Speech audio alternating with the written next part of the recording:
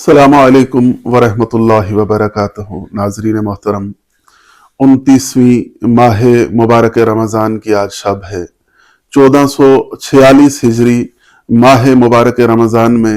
خاتم الانبیاء لائبریری پونچھ کے زیر اہتمام ہونے والے اس سلسلہ وار پروگرام رمضان المبارک کی اہمیت و فضیلت میں آپ کا ایک مرتبہ پھر خیر مقدم کرتا ہوں۔ سامعین محترم، آج ہمارے اس پروگرام میں قبلہ و کعبہ حجت الاسلام و مسلمین مولانا سید قرار حسین جعفری صاحب قبلہ آج کے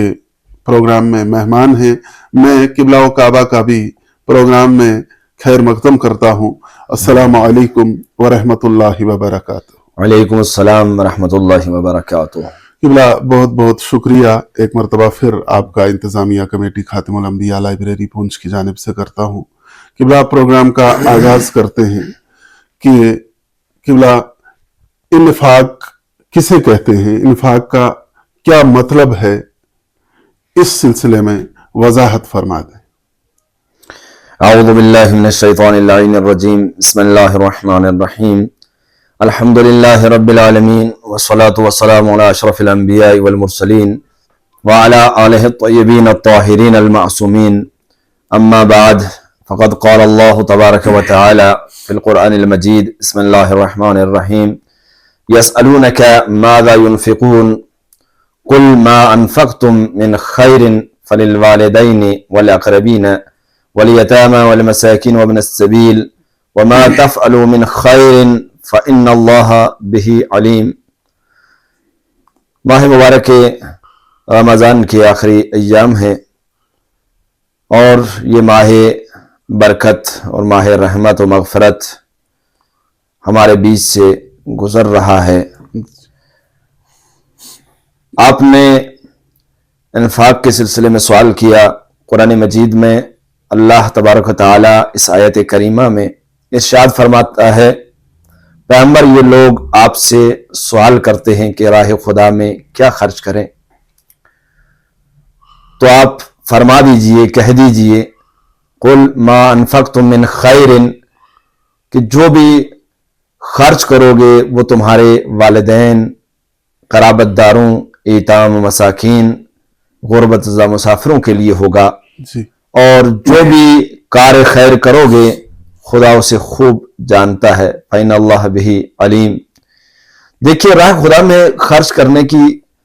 5 قسمیں کی گئی ہیں۔ کچھ انفاق جو ہیں وہ واجب ہوتے ہیں، جیسے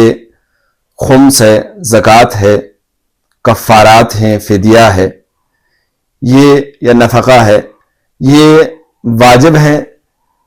انفاق یہ قرآن مجید کی روح سے۔ اور کچھ انفاق جو ہے خرچ کرنا وہ مستحب ہے، اس زمرے میں آتے ہیں، جیسے غریبوں اور یتیموں کی مدد کرنا، جیسے دوستوں کو تحفہ دینا وغیرہ۔ اور کچھ انفاق جو ہیں وہ حرام ہیں اسلام کی روح سے، قرآن کی روح سے، شریعت کی روح سے، جیسے غصبی مال سے انفاق کرنا یا گناہ کی راہ میں خرچ کرنا وغیرہ، یہ جو ہے وہ حرام انفاق ہے جس سے روکا گیا، نہیں کی گئی ہے۔ اور کچھ انفاق جو ہیں وہ مکروہ ہیں، جیسے اپنے مستحق رشتہ داروں کو چھوڑ کر کے دوسرے مستحق کو دینا، اپنے علاقے کی ضرورت کو چھوڑ کر کے دور جا کر کے مستحق کو جو ہے وہ یہ اموال پہنچانا، یہ شریعت کی روح سے جو ہے مکروہ عمل کہا گیا، اسے روکا گیا ہے۔ اور کچھ انفاق جو ہے وہ مباح ہیں، جس سے زندگی میں مزید آسائش کے لیے دوسروں پر انفاق کرنا، کیونکہ فقر و غربت دور ہونے کے لیے انفاق واجب ہے یا مستحب ہے۔ تو یہ انفاق کی کچھ اقسام ہیں، یعنی خرچ کرنا، انفاق کے معنی میں خرچ کرنا۔ تو بہترین انفاق کے بارے میں اگر آپ سوال کیا جائے تو بہترین انفاق، جیسا کہ قرآن مجید میں ارشاد ہوتا ہے کہ لن تنالوا البر حتی تنفقوا مما تحبون، کہ تم نیکی کی منزل تک نہیں پہنچ سکتے جب تک کہ اپنے محبوب چیزوں میں سے راہ خدا میں انفاق نہ کرو۔ یعنی اگر بہترین انفاق کی بات کی جائے، بہترین خرچ کی بات کی جائے، تو وہ خرچ اور وہ انفاق ہے کہ جسے تم محبوب رکھتے ہو، دوست رکھتے ہو، جسے تم زیادہ چاہتے ہو، اسے راہ خدا میں اگر خرچ کرو گے تو یہ بہترین انفاق ہے۔ دیکھیے، لفظ بیل جو ہے وسیع خیر و برکت اور زراعت و سکونت کے لیے زمین کا تیار کرنا، ہموار کرنا، اس کو کہتے ہیں۔ اور لفظ بر کے لغوی اشتقاق کے پیش نظر جو خیر و برکت میں وسعت کے معنی میں ہے، قرآن کریم میں ایمان، عمل صالح، جہاد، نماز، وعدوں کو وفا کرنے کو بھی بر کہا گیا ہے۔ یہ نمونے جو قرآن مجید میں پیش ہوئے ہیں، پیش کیے گئے ہیں، یہ سبھی جو کو یہ تاکید ہوئی ہے کہ نیکی کو انجام دینے میں ایک دوسرے کی مدد کریں۔ جی یہ بھی جو ہے کیا کہ تعاونوا علی البر والتقوی ولا تعاونوا علی الاثم والعدوان جو ہے۔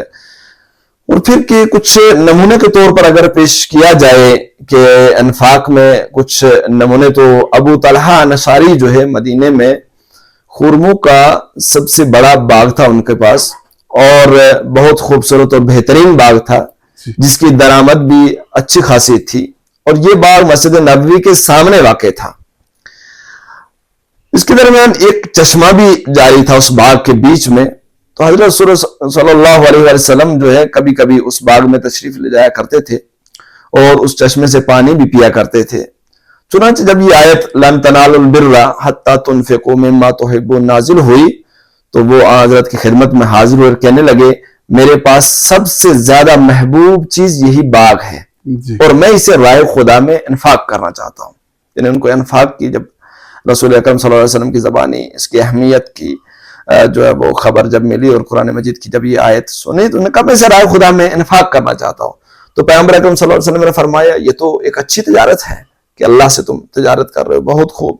لیکن میرا مشورہ یہ ہے، رسول نے فرمایا کہ میرا مشورہ یہ ہے کہ یہ باغ اپنے خاندان اور رشتہ داروں میں سے کسی غریب شخص کو دینا۔ چنانچہ اس نے یہ بات مان لی اور اس باغ کو اپنے خاندانی رشتہ داروں کو دے دیا۔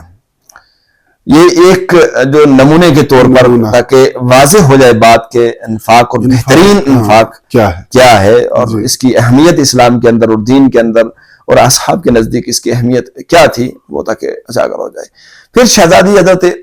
فاطمہ زہرا سلام اللہ علیہا کا وہ مشہور واقعہ کہ شادی کے رات ان کے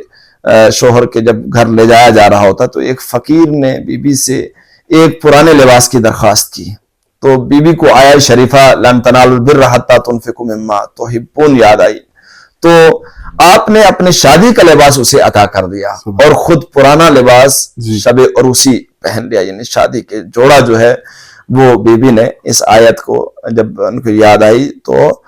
فقیر کو دے دے رائے خدا میں انفاق کر دیتی ہیں۔ اور ایک اور بطور نمونہ اگر کہا جائے تو جناب ابو ذر کے گھر میں کچھ مہمان آئے تو جناب ابو ذر نے کہا کہ میں چونکہ مشکل میں مبتلا ہوں، تم خود میرے ایک اونٹ کو نہر کرو، یعنی ذبح کرو اور کھانا تیار کرو اور کھاؤ۔ چنانچہ انہوں نے ایک پتلے دبلے اونٹ کا انتخاب کیا۔ جناب ابو ذر ناراض ہوئے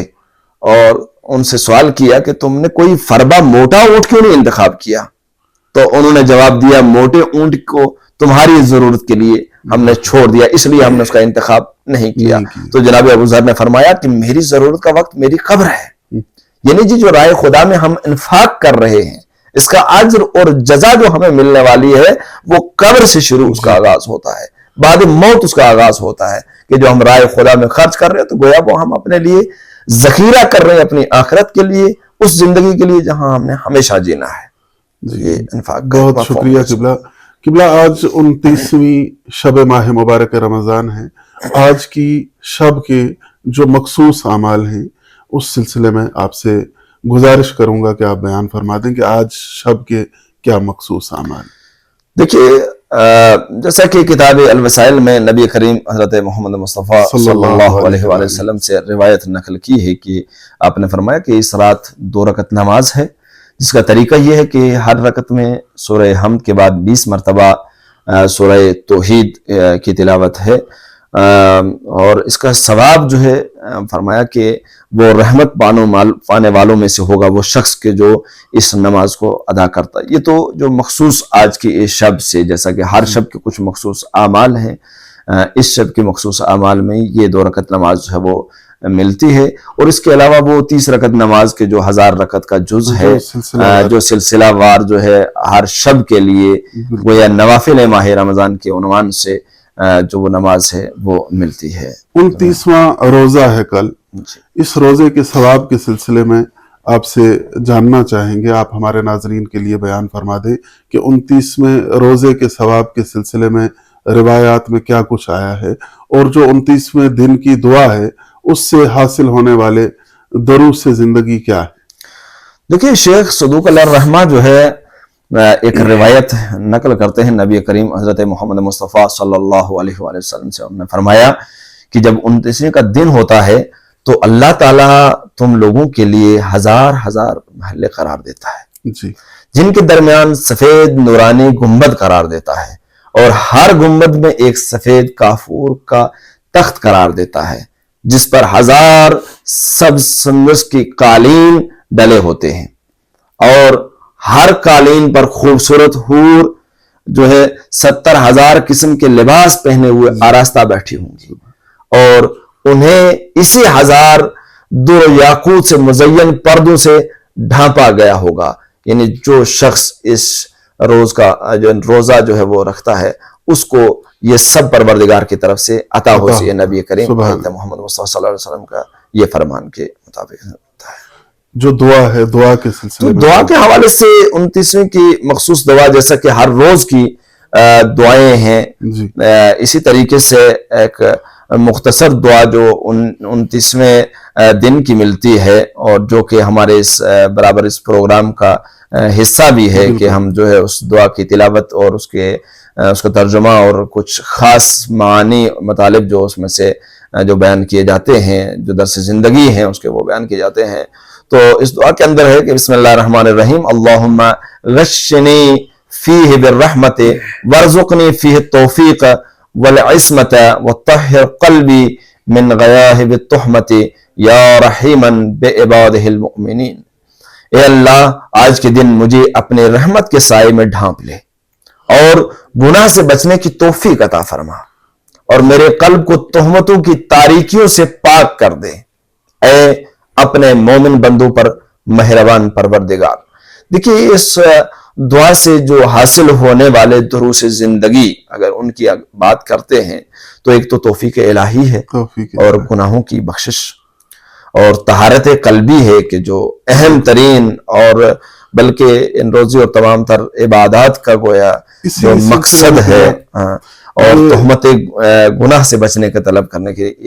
یہ بھی جاننے کی کوشش کریں گے کہ طہارت قلبی سے کیا مراد ہے، جیسا کہ دعا کے سلسلے میں بیان ہوا ہے۔ آپ سے گزارش ہے کہ آپ بیان فرما دیں کہ اپنے قلب کو طاہر کیسے بنایا جا سکتا۔ دیکھیے اس دعا سے حاصل ہونے والے درس میں جو ایک طہارت قلبی آئی ہے، قرآن اور روایات کی روشنی میں اگر بات کی جائے تو قرآن مجید میں ملتا ہے، جو سورہ انفال کی غالباً آیت نمبر 11 کے اندر ہے، جس میں ارشاد ہوتا ہے کہ یاد کرو جب اللہ نے تم لوگوں پر نیند غالب کی جو تم لوگوں کے لیے باعث سکون تھی۔ جی، یہ بدر کے حوال کو بیان کرتے ہوئے پیش کیا جا رہا ہے، اور آسمان سے پانی نازل کیا تاکہ تمہیں پاکیزہ بنا دے، اور شیطانی وسوسوں کو تم لوگوں سے دور کر دے، یعنی تمہارے قلوب سے، تمہارے دل سے وہ جو شیطانی وسوسے ہیں جو کیے ہوئے ان کو دور کر دے، تمہارے دلوں کو مضبوط بنا دے اور تمہیں ثابت قدم رکھے۔ اور پھر ایک دوسرے مقام پر ارشاد ہوتا ہے خذ من اموالہم صدقۃ تطہرہم وتزکیہم بہا وصلی علیہم ان صلاتک سکن لہم واللہ سمیع علیم۔ تو یہاں پہ سورہ توبہ کی آیت کریمہ ہے، اس میں ارشاد ہوتا ہے کہ اے نبی تم لوگوں کے مال سے زکوٰۃ دو اور انہیں اس کے ذریعے سے پاک کرو، یعنی مال کا زکوٰۃ دینا در حقیقت اس کے پاک ہونے کا ذریعہ ہے، اور ان کے لیے دعا کرو، بے شک تمہاری دعا ان کے لیے تسکین قلب کا باعث ہوگی کہ ان کا دل پاک ہوں گے، ان کا باطن پاک ہوگا، کہ صرف اس سے مال ہی پاک نہیں ہوتا بلکہ انسان کا دل اور انسان کا قلب جو ہے اس سے پاک ہوتا ہے، اور فرمایا کہ اللہ سب سننے والا اور جاننے والا ہے۔ اور روایات کی اگر بات کی جائے تو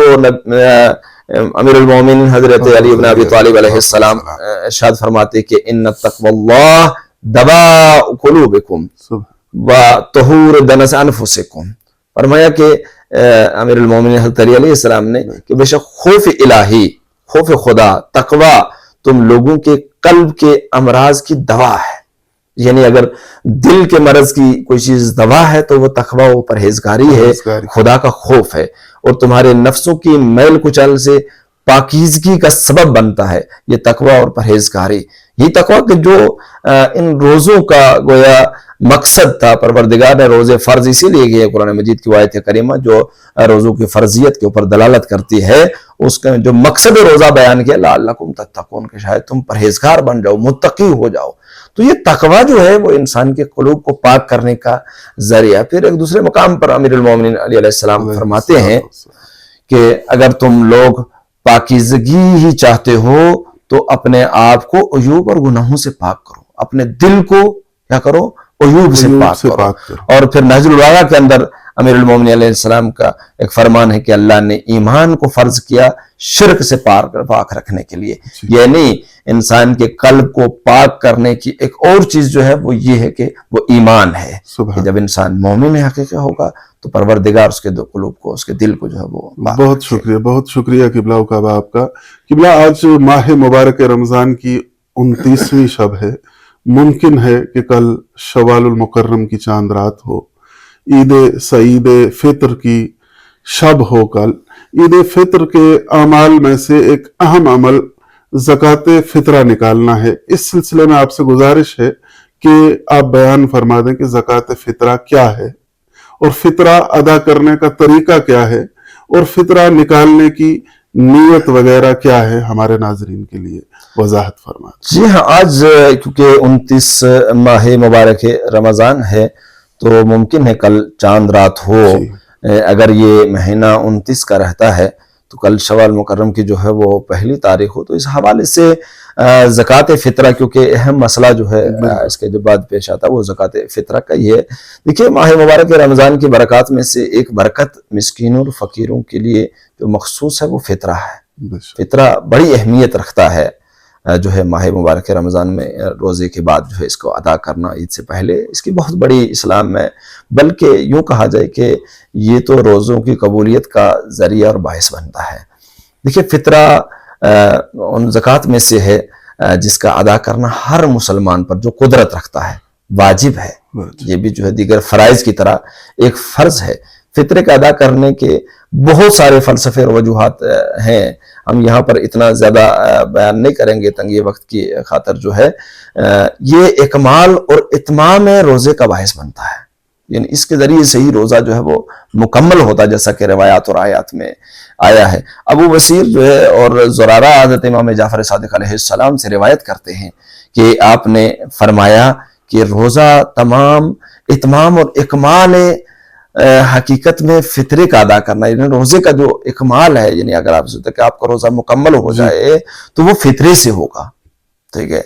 کیونکہ جو شخص روزہ رکھے اور فطرے کو ادا نہ کرے، وہ بھی جان بوجھ کے اگر ادا نہیں کرتا تو اس کا روزہ نہیں ہے، اور اس کا روزہ گویا متوقف کر دیا جائے گا. قبولیت کی سند وہ حاصل نہیں کرے گا جب تک کہ وہ فطرہ ادا نہیں کرے گا. لہذا جان بوجھ کر عمدن اگر کوئی فطرے کو چھوڑتا ہے تو اس کا روزہ خطرے میں ہے، اس کا روزہ قبولیت کی سند. پھر روایت اس بات کی طرف جو ہے اس بات کی دلالت کرتی روایت اس کے اوپر کہ خداوند متعال نے فطرہ اس لیے واجب فرمایا ہے کہ اگر اس سے سال میں کوئی جو زکوٰۃ دینے میں کوئی جو کمی رہ گئی ہے تو پروردگار اس کمی کو اس فطرے کے ذریعے سے کیا کرتا ہے، اس کمی کو دور کرتا ہے. فطرہ انسان کے اندر جو ہے تزکیہ اور پاکیزگی کا باعث بنتا ہے. یعنی فطرہ نکالنے سے اس کا جو فائدہ انسان کو ملتا ہے کہ اس کا دل پاک ہوتا ہے، اس کا قلب پاک ہوتا ہے. یعنی باعث بنتا ہے کہ انسان ان لوگوں کو کہ جو بھوکے وغیرہ پہ جن تک کوئی چیز نہیں پہنچ پائی ہے اور جن کے پاس کھانے کو کچھ نہیں ہے، حقیقت فطرہ کے ان کے پاس جمع شدہ اموال میں گویا فقیروں کا ایک حصہ ہے وہ فطرہ، کہ جو ہم نے فقیروں تک، مسکینوں تک اس کو پہنچانا ہے. اور ایک قسم کا ایک حق ہے جو ہماری گردن کے اوپر ہے اور اسے ہم نے ادا کرنا ہے. امام جعفر صادق علیہ السلام اس آیت شریفہ کی قد افلح من تزکا کی تفسیر بیان کرتے جب ان سے پوچھی گئی تو امام علیہ السلام نے فرمایا کہ کامیاب اور تزکیہ اس شخص کو حاصل ہے جس نے فطرہ نکالا. یعنی جو کہا قد افلح من تزکا کہ وہی فلاح پا گیا، یعنی فلاح اس شخص کے لیے کہ جو زکوٰۃ فطرہ ادا کرتا ہے روزے کے بعد جو ہے وہ فطرہ. پھر مسائل روزہ کے حوالے سے، فطرے کے حوالے سے اگر بات کی جائے کہ ہر فرد کے لیے فطرے کی مقدار کتنی ہے، تو جیسا کہ ہر روزے دار اس بات کو جانتا ہے کہ 3 کلو گندم، جو کھجور، کشمش، چاول، مکئی وغیرہ جو بھی وہ استعمال کرتے ہیں یا جو وہاں کا رائج چیزیں ہیں، غلات ہیں، ان میں سے 3 کلو ہر فرد کی طرف سے اسے نکالنا ہوگا، جو گھر کا ذمہ دار ہوگا، جس کے ذمہ گھر والوں کا نان و نفقہ ہے، مثلا گھر میں باپ ہے تو اس کو نکالنا ہوگا، یا شوہر ہے تو بیوی کا اسے نکالنا ہوگا جس کے اوپر نان و نفقہ واجب ہے. تو 3 کلو جو ہے فی شخص کی طرف سے جو ہے وہ نکالے گا. یہاں تک کہ شب عید بھی اگر کوئی بچہ دنیا میں آتا ہے تو اس کا بھی فطرہ جو ہے وہ 3 کلو جو ہے وہ اس کو نکالنا اس کے اوپر فرض ہوگا. وہ اس بات کے پیش نظر ایک اور کئی مسائل پوچھنے والے پوچھتے ہیں کہ زکوٰۃ فطرہ مال سے ادا کرنا ضروری ہے کہ جو نکال کر علیحدہ کیا گیا ہو. کیا جائز ہے کہ مستحق کو فطرہ بینک اکاؤنٹ میں ٹرانسفر کی صورت میں ادا؟ کیونکہ آج کل جو سہولتیں آسانیاں ہیں اس میں پوچھنے والے ایک یہ سوال بھی پوچھتے ہیں، تو ان کے لیے یہ بات بھی واضح کرتے چلے کہ کیا ہم جو ہے اس کو بینک اکاؤنٹ میں بھی اس کے ہاں ٹرانسفر کر سکتے ہیں اس کو یا نہیں. تو اس سلسلے میں جو مراجع کرام و خصوصاً رہبر معظم کا جو فتاویٰ جو سامنے آئے ہیں کہ اگر آپ نے فطرے کی رقم نکال کر علیحدہ نہیں رکھی ہوئی ہے تو مستحق کے بینک اکاؤنٹ میں رقم منتقل کر کے فطرے کی نیت کر سکتے ہیں جی. لیکن یعنی اگر آپ نے ابھی رقم علیحدہ نہیں کی، اپنے افراد جتنے گھر کے ہیں مثلاً 3 کلو کے حساب سے جتنی قیمت بنتی ہے وہ قیمت آپ نے جب اندازہ لگایا تو اس کے بعد پیسے اپنے جو ہے کیش کی صورت میں اگر الگ نہیں کیے ہیں تو آپ پہلے کسی مستحق کے اکاؤنٹ میں پیسے ٹرانسفر کریں. ٹرانسفر کرنے کے بعد نیت کریں کہ یہ جو میں نے رقم جو میں نے ٹرانسفر کی ہے یہ میرا یا میرے اہل کا یا میرے بچوں کا یا میرے اتنے افراد کا یہ فطرہ ہے، تو اس میں کوئی مشکل نہیں ہے. وہ اس طریقے سے اس فطرے کو جو ہے مستحق تک پہنچا سکتا ہے. لیکن اگر جنس اس نے الگ کر دی ہے فطرے کے عنوان سے، یا پیسے مثلا اس نے کیش جو ہے الگ کر کے فطرے کے عنوان سے الگ کر کے رکھ دیا، تو اب اسے بدل نہیں سکتا ہے. اس کو وہی رقم، وہی پیسے، وہی کیش جو بطور نیت نکالے ہیں تو وہی جو ہے وہ مستحق تک پہنچانا اس کی ذمہ داری ہے. پھر کچھ لوگوں کا مثلا یہ سوال ہوتا ہے کہ ہم فطرہ ادا کرنا اگر بھول گئے ہیں تو اس کا کیا حکم ہے؟ یعنی اگر کوئی بھول جائے فطرہ ادا کرنا، نکال کے رکھے یا مثلا نکالے ہی نہ اس کو بھول جائے، تو اس کے لیے کیا جو مراجع کرام اس سلسلے میں کیا فرماتے ہیں کہ اگر آپ نے فطرہ الگ کر کے رکھا ہوا ہے تو اسی کو ادا کریں. بھول گئے ہیں تو جب اس کو یاد آیا آپ نے اب وہ اسے ادا کریں. اور اگر الگ نہیں کیا تو احتیاط واجب کی بنا پر ادا یا قضا کی نیت کے بغیر قصد قربت کے ساتھ اسے ادا کریں. یعنی اگر آپ نے الگ نہیں کیا، بھول گئے تھے، الگ بھی نہیں کیا، کچھ بھی نہیں، آپ نے بینک سے ٹرانسفر بھی نہیں کیا، کچھ بھی نہیں کیا ہے، تو آپ نے ادا اور قضا کے عنوان سے نہیں، آپ نے جو ہے قصد قربت سے جو ہے کیا کرنا ہے، اس کو ادا کر دینا ہے. پھر جو ہے مثلا مہمان کے سلسلے میں آتا ہے کہ کیا عید الفطر کی رات جو ہے جو آئے ہوا مہمان ہے اس کے فطرہ کیا میزبان کے ذمے ہے کہ نہیں ہے؟ تو اس کے لیے جو مراجع کرام فرماتے ہیں وہ کہ ایک رات کا مہمان نان خور جس نے کسی کے ہاں ایک رات صرف آ کر کے شب عید کھانا کھایا ہو وہ شمار نہیں ہوتا اس میں، وہ اس کا نان خور شمار نہیں ہوتا، لہٰذا میزبان پر اس کا فطرہ واجب نہیں ہے. لیکن اگر کوئی عید کی رات کے علاوہ بھی کچھ مدت سے کسی کا مہمان ہو اور وہ اس کا نان خور کہا جائے، عرفی طور پر اسے نان خور شمار کیا جائے، تو میزبان پر اس کا فطرہ نکالنا واجب ہے. ایسے ہی اجنبی کوئی شام کے وقت میں آپ کے ہاں آ گیا، آپ کے دسترخوان پہ بیٹھ گیا اور آپ نے اس کو کھانا کھلا دیا، تو یہ چیز باعث نہیں بنتی ہے کہ آپ اس کا جو ہے وہ فطرہ نکالیں. یا اس طریقے سے یا کچھ لوگ مثلا افطاری کرانا ہی چھوڑ دیتے ہیں کہ ہمارے اوپر پتہ نہیں فطرہ کسی کا آ جائے گا. دیکھیے یہ افطاری کرانے سے کسی کے اوپر کوئی فطرہ کسی کا واجب نہیں ہوتا ہے، یہ اس طریقے سے نہیں ہے، بلکہ اس کا باضابطہ نان خور شمار ہو، ٹھیک ہے، تب جا کر کے اس کا جو ہے فطرہ اس کے ذمے ہوگا. پھر فطرہ الگ کرنے اور اس کے ادا کرنے کا وقت کیا بتایا گیا ہے، اس سلسلے میں سوال ہوتا ہے. مثلا یہ کچھ ایسے سوالات ہیں کہ جو ہی وقت عید آتا ہے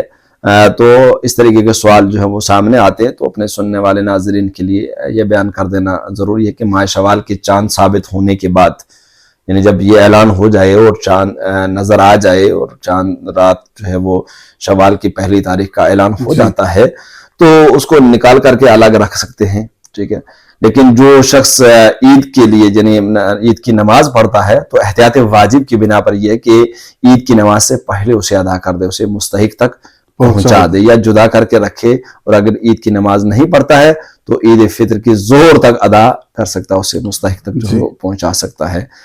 پھر یہ کہ جو شخص پورے سال غذا کے طور پر زیادہ تر چاول کھاتا ہے، مثلا کیا اس کے لیے ضروری ہے کہ 3 کلو چاول یا اس کی قیمت زکوٰۃ فطرے کے طور پر نکالے؟ اس قسم کا مسئلہ جو ہے سوال آیا ہے۔ دیکھیے، فطرہ گندم، جو کھجور، چاول وغیرہ جیسی اجناس سے نکالا جائے یا اس کی قیمت دی جائے تو کافی ہے، کوئی ضروری نہیں ہے کسی نے چاول کھایا تو چاول ہی نکالے، آٹا کھایا تو آٹا ہی نکالے۔ چاول کھایا تو آٹا نکال سکتا ہے، گندم کھائیے تو مکئی بھی نکال سکتا ہے، یا مکئی کھائیے تو گندم بھی نکال سکتا ہے، اس میں کوئی مشکل نہیں ہے، اس کا انحصار نہیں ہے کہ اس کی وہ اصلی جو پورا سال اس کی غذا ہے وہی نکالا جائے، اس طرح کا کوئی مشکل نہیں ہے۔ پھر جو مالی استطاعت نہیں رکھتے، مثلا ان کے لیے کیا ہے، کچھ غریب ہے مثلا کوئی، تو اس پر ظاہر سی بات ہے فطرہ واجب نہیں اس کا ادا کرنا، لیکن مستحب ہے کہ مثلا وہ اگر زیادہ نہیں تو ایک آدمی کا فطرہ وہ نکالے، پھر اسے دست بدست کرے، یعنی مثلا وہ کسی اپنے دوسرے کو دے، یعنی یہ کوئی مستحق وہ اس کو قرار دے کر اس کو دیتا ہے، پھر وہ وہی فطرہ جو ہے آگے تیسرے آدمی کو دیتا ہے، مستحق سمجھ کر کے اپنا فطرہ دے رہا ہے۔ اس طرح کرتے کرتے آخری فرد تک پہنچے، گھر کے آخری فرد وہ اس فطرے کو کسی مستحق کو باہر دے دے، تو یہ بھی جو ہے ایک طریقہ جو علماء نے بتایا، تو اس طریقے سے یہ بھی فطرہ دے سکتا ہے۔ پھر ایک اور سوال جو زیادہ تر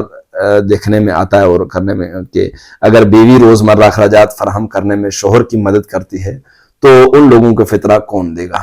ٹھیک ہے، میاں بیوی دونوں مثلا جب کرتے ہیں، ایک دوسرے کی مدد کرتے ہیں، تو ایسی صورت میں کیا ہوگا کہ اگر بیوی شوہر کا کھانا کھانے والوں میں شمار ہوتی ہے تو شوہر کے پاس فطرہ دینے کی استطاعت بھی ہو تو میاں بیوی دونوں کا فطرہ شوہر پر واجب ہوگا، یعنی اگر اس کے اوپر جو ہے، لیکن ہاں اس کا نون خور شمار نہ ہو، مثلا وہ علیحدہ کھاتے ہو تو الگ سے ہو، تو وہ اپنا فطرہ خود دے سکتی ہے، ایسی صورت میں جو ہے یہ۔ پھر ایک سوال جو ہے آتا ہے، دیکھنے میں آتا ہے کہ جو نافرمان بیوی ہے اس کی زکوٰۃ فطرہ کون دے گا؟ اس میں کسی کے ہاں گھر میں کوئی اختلافات چل رہے ہیں یا بیوی اس کا کہنا نہیں مان رہے، تو نافرمانی کر رہے، مثلا ان کے جو فرائض ہیں ان کو مثلا ادا نہیں کر رہی ہے، تو کہا کہ ایسی بیوی جو اپنے شوہر کو تمکین اور فرما برداری نہیں دیتی ہے، کیا اس کا فطرہ شوہر کے ذمے ہے یا نہیں ہے؟ بلکہ شوہر پر لازم ہے جو ہے اس کا فطرہ بھی جو ہے وہ ادا کرے، یعنی یہ چیز باعث نہیں بنتی ہے کہ وہ مثلا فطرے سے جو ہے اس طریقے سے بھاگے یا مثلا فطرہ ادا نہ کرے۔ پھر یہ کہ فطرہ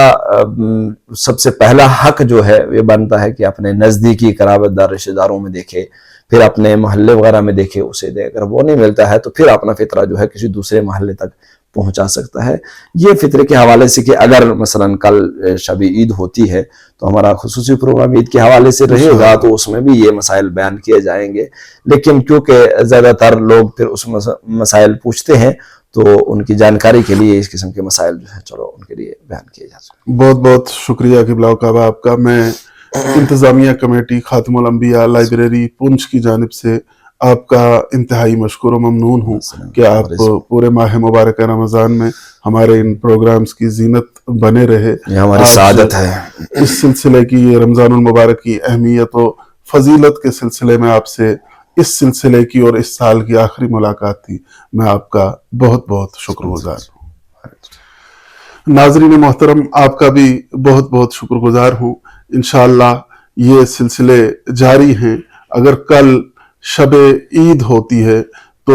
آپ تمام ناظرین کی خدمت میں اپنی جانب سے اور اپنی تمام ٹیم کی جانب سے عید سعید فطر کی مبارکباد پیش کرتا ہوں۔ اگر کل شب عید نہ ہو تو اس سلسلے کی آخری ملاقات انشاءاللہ کل آپ سے ہوگی۔ تب تک کے لیے دیجیے اجازت۔ والسلام علیکم ورحمۃ اللہ وبرکاتہ۔